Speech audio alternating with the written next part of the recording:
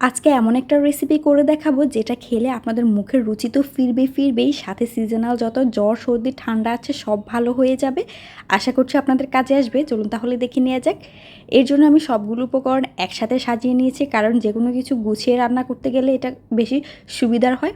প্রথমে আমি পেঁয়াজ কেটে নিচ্ছি। পেঁয়াজগুলো একদম কুচি কুচি করে কেটে নিয়েছি, এখানে মিহি কুচি করেছি। আর কয়েক কোষ রসুন, এগুলোকে আমি কুচি করে কেটে নিয়েছি লম্বালম্বি করে। এখন সবগুলো উপকরণ রেডি হয়ে গেলে চুলায় কড়াই বসিয়ে এর মধ্যে দিয়ে দিচ্ছি রান্নার রেগুলার তেলের মধ্যে প্রথমে আমি পেঁয়াজগুলোকে দিয়ে ভেজে নিব। আর এখানে কিন্তু আমি অলমোস্ট 6 থেকে 7টা পেঁয়াজ কুচি কুচি করে কেটে নিয়েছি। আপনাদের প্রয়োজন অনুযায়ী বাড়িয়ে কমিয়ে ব্যবহার করতে পারেন। পেঁয়াজটাকে 1 থেকে 2 মিনিট তেলের মধ্যে ভেজে এখন এর মধ্যে দিয়ে দিচ্ছি স্বাদ অনুযায়ী লবণ। এখন এর মধ্যে দিয়ে দিচ্ছি রসুন আর চ্যাপা শুটকিগুলোকে আমি ভালো করে ধুয়ে পরিষ্কার করে নিয়ে মাথাটাকে ফেলে দিয়েছিলাম। এখন এগুলোকেও পেঁয়াজের সাথে আমি খুব ভালো করে ভেজে নিব, যাতে করে একসাথে মিশে যায়। প্রায় 3 থেকে 4 মিনিট ভাজার পরে এখন আমি এর মধ্যে দিয়ে দিচ্ছি 1.5 টেবিল চামচের মতো লাল মরিচের গুঁড়া। এটা আপনারা চাইলে কিন্তু এখানে মরিচ বাটাও ব্যবহার করতে পারেন। আর 1 চিমটির মতো দিচ্ছি হলুদের গুঁড়া। এখন এটাকে আবারও একটু নেড়েচেড়ে মিশিয়ে ভালো করে ভেজে নিব।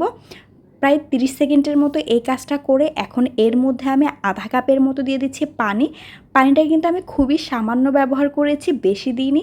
আর বেশি পানি দিতে যাবেন না, এতে করে কিন্তু ভর্তার কনসিস্টেন্সিটা নষ্ট হয়ে যাবে। এখন এভাবে এটাকে চুলার আঁচটা একদম লোতে দিয়ে অনবরত আমি ভাজতে থাকবো যতক্ষণ না পর্যন্ত পেঁয়াজটা থেকে তেল ছেড়ে দিচ্ছে।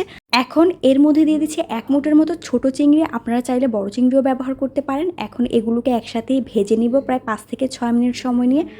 5 থেকে 6 মিনিট পর দেখুন এটা অনেকটাই পোড়া পোড়া হয়ে গিয়েছে আর খুব সুন্দর একটা কালার হয়েছে। এখন এর মধ্যে দিয়ে দিচ্ছি আমি 1 মুঠের মতো ধনিয়া পাতা কুচি। আপনারা চাইলে কিন্তু এর মধ্যে একটু লেবু পাতাও দিতে পারেন, তবে আমার কাছে ছিল না তাই দিতে পারিনি। এখন আরও 1 মিনিটের মতো ভেজে নিলে ব্যাস রেডি হয়ে গেল মজাদার এই চাপা শুটকির ভর্তাটা।